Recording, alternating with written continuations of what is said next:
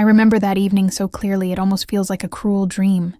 The house was glowing with warm light, laughter spilling through the windows, and music playing soft and cheerful. For once I thought maybe, just maybe, they had remembered. My heart raced as I opened the door and stepped inside.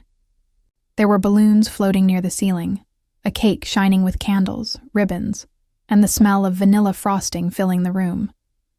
It felt magical for a second, like something out of a movie where the forgotten girl finally gets her surprise. But then my eyes landed on the banner. "Congratulations, Amanda." My smile froze before it could settle on my face.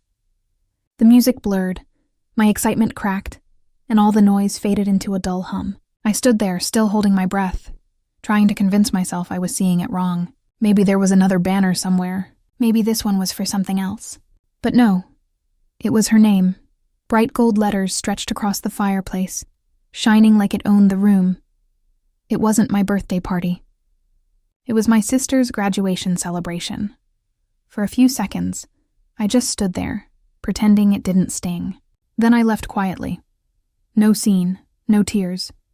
Just a silent exit no one would notice until much later. 2 weeks from that day, Amanda would be calling me in tears from the police station. I should have known better. But that night, for one foolish, perfect moment, I let myself believe it. That the music, the streamers, the cake, all of it was for me. That my family, who had forgotten my birthday 3 years in a row once because Amanda had a migraine, had finally remembered I existed. When I first walked in, people actually clapped. I laughed a little. It felt unreal. For 3 whole seconds, I was living in a fantasy where I was the favorite child. Then Amanda arrived, strutting into the room like it was her wedding day. Tight white dress, cap and gown over one arm, her phone already raised for selfies. The applause doubled instantly. "Oh my God, you guys," she squealed. "I'm going to cry." She didn't, of course. Amanda never cries unless there's a camera or a cash prize involved. I stood off to the side, still holding the little gift bag I'd bought myself. A gift I'd asked Dad to hand me later, pretending it was from them. I was used to being invisible. But this was something new.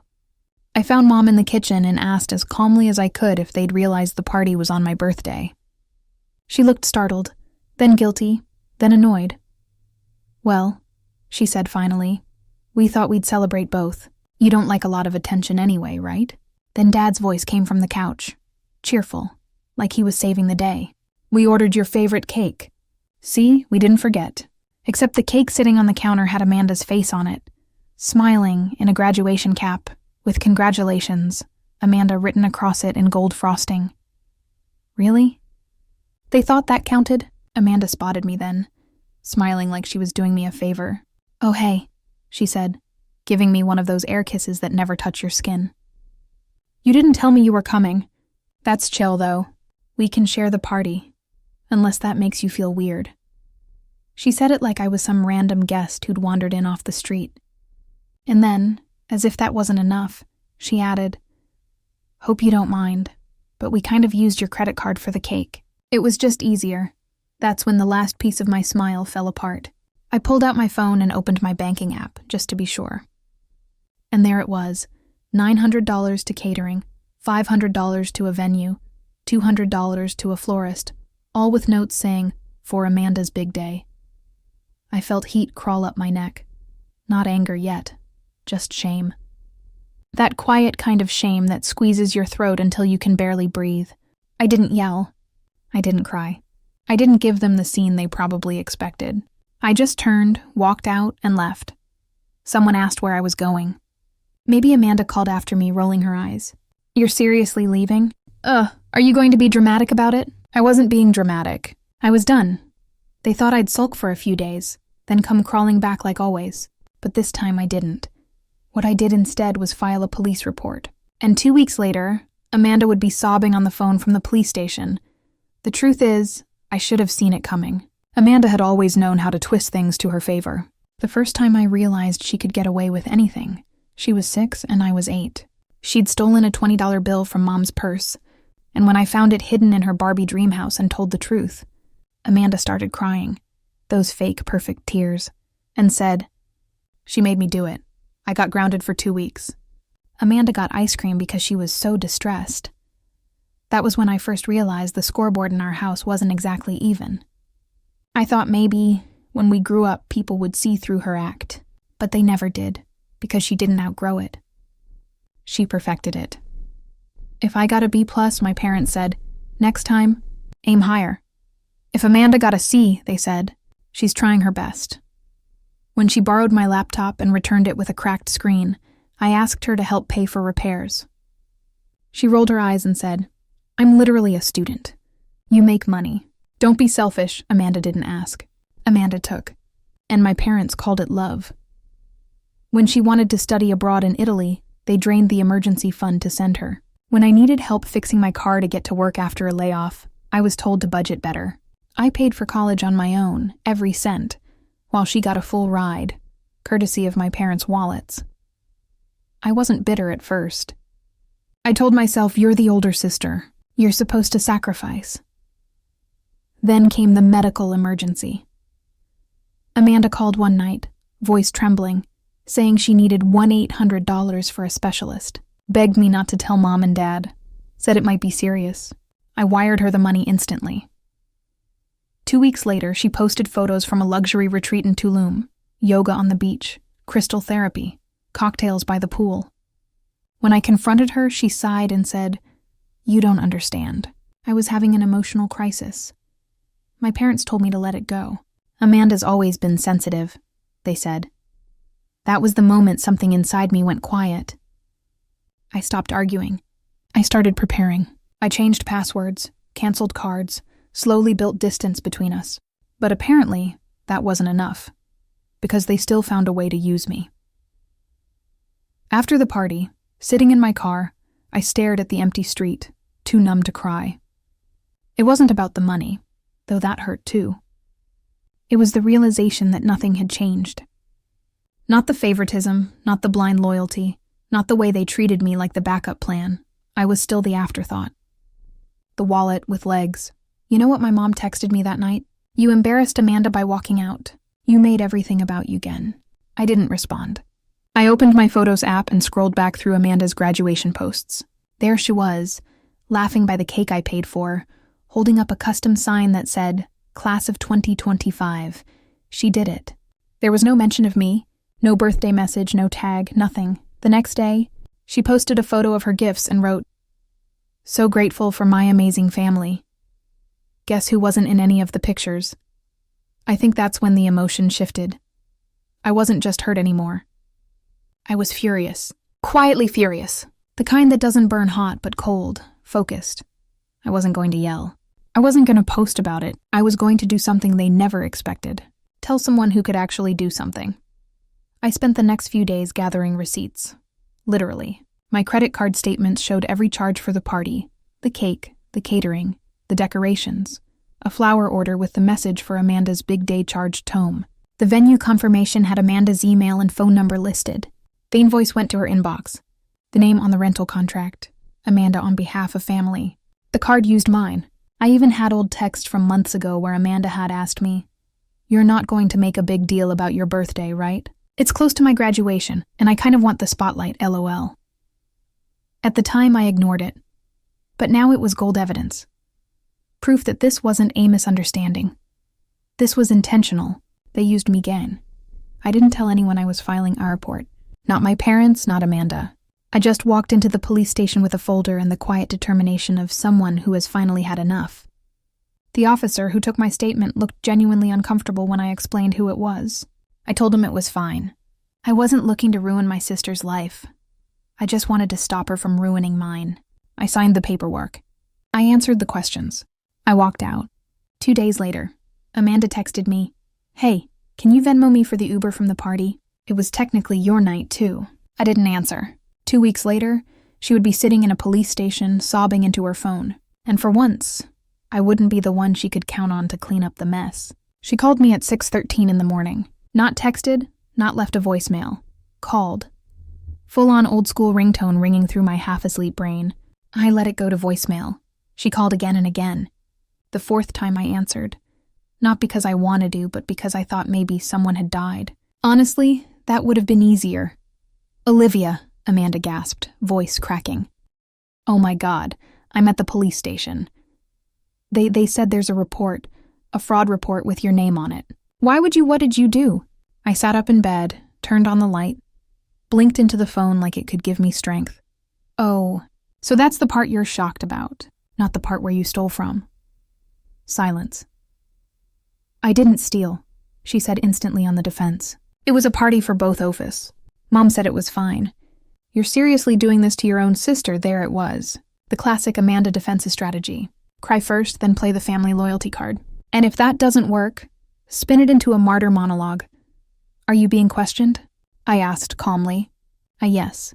They said they need me to verify the purchases and the card wasn't mine, and now I might get charged with fraud. Olivia, you're ruining my life over a birthday party. No, I said you're ruining your own life over years of treating me like a walking ATM. Later, I found out what really happened. Turns out Amanda had taken a photo of my credit card months ago when I left my wallet on the counter during a family visit. She used the card manually, typed in the number, expiration date, and security code to pay for the venue deposit, the cake, the decorations. When the officer asked how she got the card details, she said, I thought she wouldn't mind. It was for both of us. She admitted she never asked, never told me, never even hinted. The officer asked, Did she give you permission? Amanda just blinked and said, Well, she didn't say no.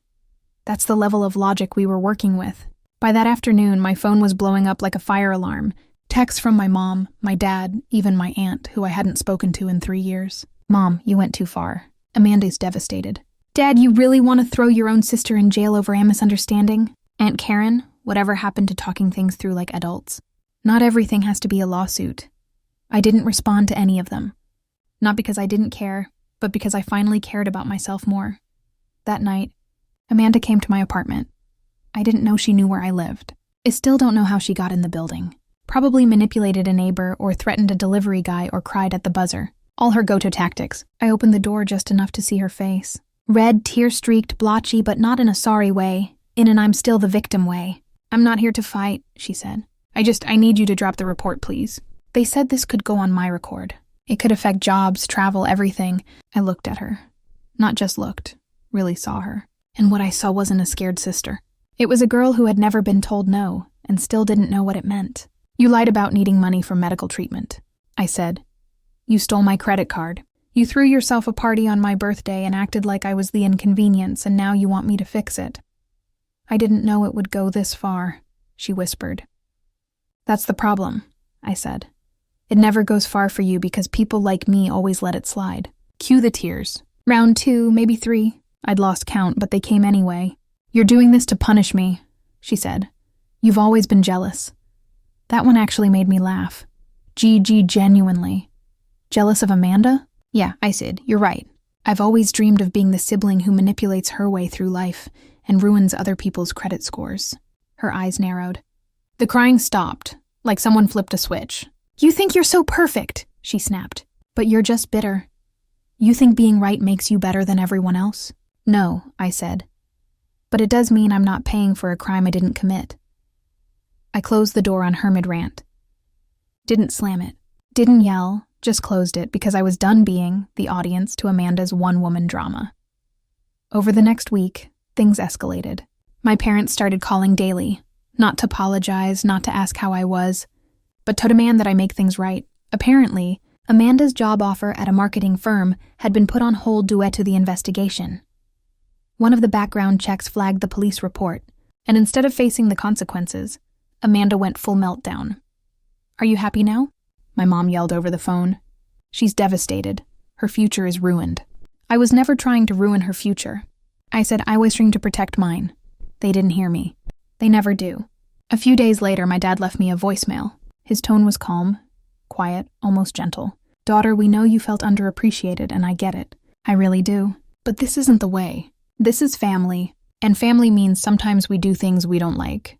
That's just how it is. I played the message twice. Once to hear what he said, once to hear what he didn't say. He never once acknowledged Amanda's actions.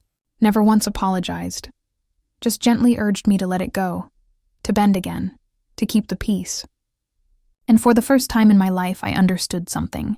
Keeping the peace was just code for keep being quiet while they take advantage of you. A week after that, I got a message from Amanda. No emojis, no passive-aggressive lulls, just a simple line. You win. I hope you're proud of yourself. And the truth is, I wasn't proud. I wasn't gloating. I wasn't even happy. I was just done. Done carrying guilt that wasn't mine. Done paying for mistakes I didn't make. Done playing the role of the silent, dependable sister while they applauded Amanda for breathing. They had pushed me out of every celebration, every spotlight, every space where it should have mattered. And now they were shocked I'd finally stepped into my own. By the time Amanda sent me that final text, you win. I hope you're proud of yourself. I thought we'd reached the climax. I thought the drama had peaked, that the worst was over, that maybe finally they'd leave me alone. I was wrong, because apparently the one thing more dangerous than Amanda crying is Amanda cornered. And a cornered Amanda comes with backup. 3 days after that text, my mom showed up at my office. She didn't even call ahead, just walked right into the lobby like she owned the place and asked to speak with me urgently. When I came down, she looked me up and down like I'd personally betrayed the family bloodline. I raised you better than this, she said. No hello, no. How are you? Just straight to the guilt. I motioned for us to step outside. She followed, her heels clacking like judgment across the pavement. You've humiliated your sister, she snapped. She might not get the job now. Do you understand what this means? Her whole career could be ruined. Yeah, I said. That's usually what happens when you commit fraud. Her face reened, not from shame, from fury. You're doing this out of spite over one party. We raised you, Olivia. We paid for your school clothes, your sports, your food. Right, I said. And in return, I gave you a down payment on your house and covered your utilities for 2 years. But sure, let's talk about that one time in 5th grade you bought me sneakers. She actually had the nerve to say that was your choice. We never asked you to help. No, they never asked. They just expected me to pick up the slack when Amanda blew through her allowance. Expected me to cover the gap when Dad forgot the power bill. Expected me to be grateful for scraps, while Amanda was handed everything on a silver platter, including my birthday. I'm not dropping the report, I said. And if Amanda has any sense left, she'll take the deal the officer offered her and move on. My mom glared at me. You're not just punishing Amanda, you're punishing this family. I shrugged. Then maybe this family should have stopped treating me like a stranger with a checkbook. And I walked back inside, leaving her standing there fuming, arms folded in the same heels she'd probably worn to Amanda's party. The next escalation came 2 days later, social media. Amanda posted a long-winded, vague reflection about family betrayal and how some people will stab you in the back just to feel taller. She didn't mention my name, but she tagged our entire extended family. Every cousin, every aunt, even grandma. The comments were a mix of concern and confusion. Who would do that to you? You're so strong, Manda. Rise above.